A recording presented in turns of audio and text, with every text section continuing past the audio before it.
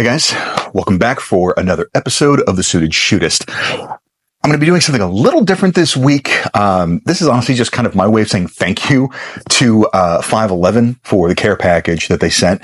And I wanted to kind of build on it a little bit because, number one, there were a couple of products that I didn't get to touch on in the original video. One of them being these chinos, which, again, I'm a big fan of. And as I was talking about, that magazine pocket works great as a sap pocket. But coincidentally, September is also Preparedness Month. Given that we are in the height of hurricane season here in the Gulf, it's certainly appropriate. And so I wanted to take kind of a, regular everyday look at preparedness a little bit, kind of dovetailing off the conversation I had with Keith over at Gun Day Brunch a couple weeks back. And interestingly enough, kind of unintentionally featuring the first 511 product I think I ever actually... I had a couple pair of their pants before that, but this is the first, other product of theirs that I ever got hands on, which is the 72-hour Rush Pack. I got this thing at SHOT Show in 2009. I had no business going. I went as a tourist, and just because of the gun shop that I was working at, it was in Orlando. That's how long ago this was. I think I might have actually gotten this for free.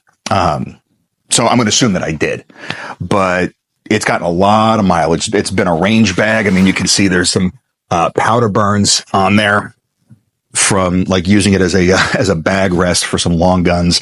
I've used it for travel, and at this point I've kind of repurposed it as I'm starting to kind of actually flesh out a sort of hurricane response bag.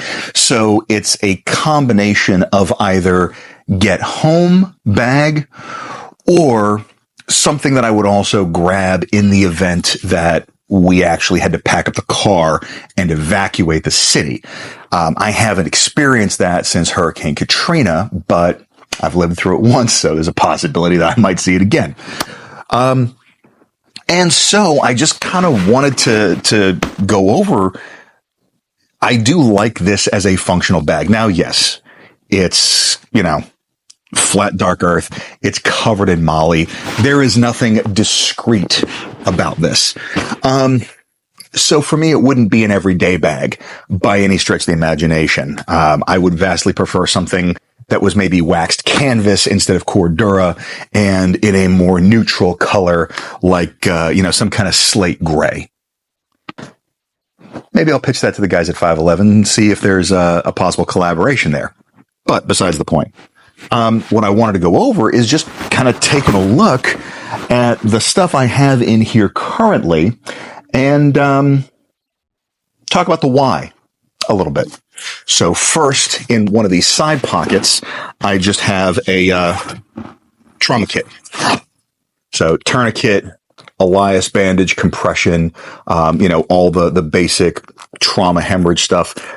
This was a panel from a SoTec tactical messenger bag that I had at one point. I probably ought to find a better carrier for all of this stuff. If you have an idea of what I should sort of replace that with, I'm all ears. I also do generally prefer keeping my medical gear in a dedicated pocket. And like I said, I'm kind of in the process of finalizing this configuration. Once I do, I will replace the zipper pull with probably some red paracord so that it's readily identifiable as medical goes here. In the top pouch, this is just sort of, immediately getting, hands-on. I've got just a regular, drugstore poncho. Also do have a space blanket. I keep that separate from the trauma gear because this is not immediate holy crap life-saving. This would be secondary, and there's also potentially instances where I might need a space blanket that is not dealing with hemorrhage or airway stuff. So that's why I keep that one up here with a little bit more creature comforty things. but also I have just a regular Army cravat wrapped up with a rubber band, and then I also have a actual like climbing carabiner, a padlock, and just a regular sort of choke chain dog collar. Couple of kind of considerations here. There's an old video that Paul Gomez did that actually showed how to improvise a halfway decent tourniquet with an Army cravat and a D-link. Now, I have a purpose-built tourniquet in here, and arguably I'm probably going to be supplementing that with a couple of other purpose-built tourniquets. I am not relying primarily on an improvised tourniquet. However, from talking with Caleb Causey, he and Gomez actually had gone back and forth. This is one of the better bad options in that regard. And then the chain and the lock are here in case I need to actually like secure either the bag or, lock something up almost kind of like a bike chain. But this is also potentially an additional defensive tool if needed that is a little bit more innocuous, just as individual components. So this is a little bit more sort of utility.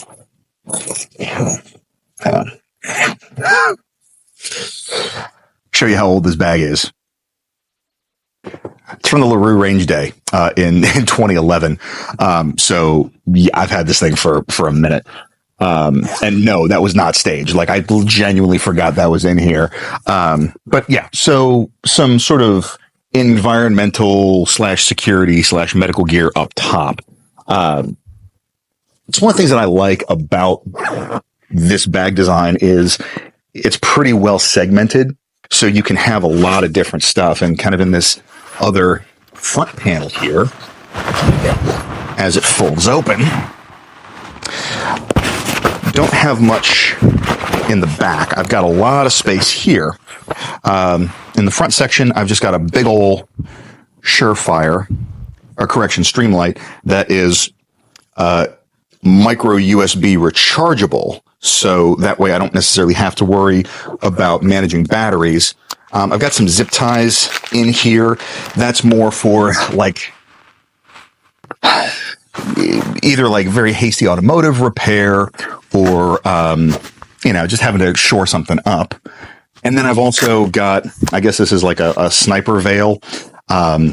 It's just because I had this instead of a schmog. I don't know where I picked it up, but again, just some kind of like face wipe. It's a little humid today, so I am running a little hot. But just it could either serve as an arm sling or another compression bandage, or just kind of keep the sun off you. That kind of jazz. In the other side pocket, I've got a can of the Frontiersman Bear Mace. This was basically on recommendation of Chuck Haggart, because my understanding is the formulation on this is effectively the same as the Sabre Red defensive spray. And this is due for an update because it expired 2 years ago. So, anyways, the idea being is, again, in kind of a natural disaster circumstance, if there is a call for having to deal with some people that are stressed and agitated beyond a level that they normally are, but aren't necessarily posing a deadly threat, that's good against people. It's good against critters. So, and it just has a lot more capacity, because the little kind of pocket can of Palm is great for every day, but this is a single serving. And so that gives me a little bit more capacity. Getting into the main body of this thing. Again, this is just kind of very high level. I've got just, a little cheapy headlamp that runs on AAA batteries. Really probably ought to upgrade that if I'm being honest. Another 511, this one I actually paid for, their packable jacket. It's just a little windbreaker kind of deal. But, again, it's just, so that I have a dedicated wet weather setup in here. And it's something that I don't have to worry about. Like I have a rain jacket in my car as well, just supplemental. I got a Tomahawk.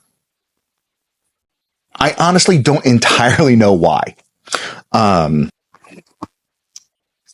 So I don't really know a whole lot of field craft. I guess my logic here would be if I had to either get in or out of a vehicle where the doors weren't functional for some reason. I see this being used to breach auto glass, but, like I said, I'm fleshing this out. I don't have a great reason for this, but in the same vein, it's a Tomahawk. Do you really need one? The last thing I've got in here at the moment is probably going to be one of the more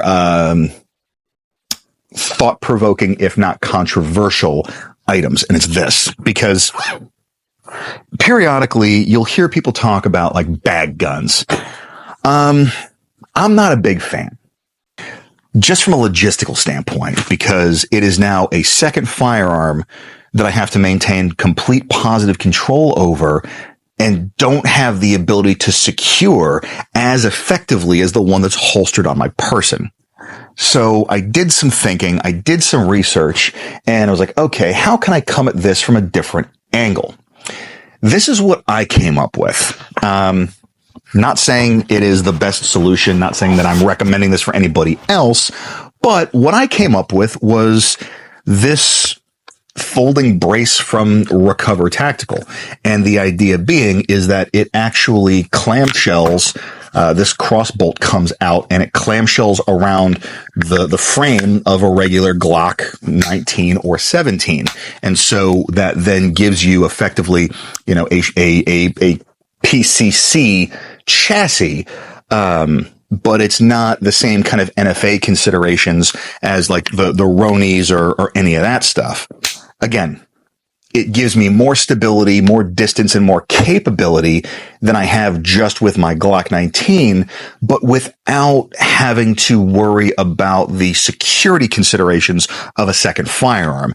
And along with that, I've got, a 33 round party mag of, I think this is Spear Gold Dot at this point. So this was kind of my way to approach the bag gun concept, because if for whatever reason this gets stolen, I haven't armed a felon. I can live with that. Again, everybody's math on this is different. So, realistically, I probably ought to throw some actual food in here, and if not water, then, at least water containment, because that probably wouldn't be a bad idea either, as well as some caffeine and maybe a boo-boo kit. But what do you think? I mean, this is kind of just laying the groundwork. I really didn't intend to make this video. It just felt kind of apropos. So I want your feedback on this one. Help me out. What's missing? Obviously, different parts of the country are going to be different things. Like, I don't really have to worry about getting snowed in. People in Minnesota don't really have to worry about hurricanes. So it's always going to be a regional balance. But, this is kind of the concept. I've got some medical. I've got some environmental considerations. I've got some defensive considerations. And then I've got a whole lot of extra space here that I can kind of utilize. So I want to hear your thoughts. Put it down in the comments. Other than that, hope it has a fantastic week. Stay dangerous and stay sharp.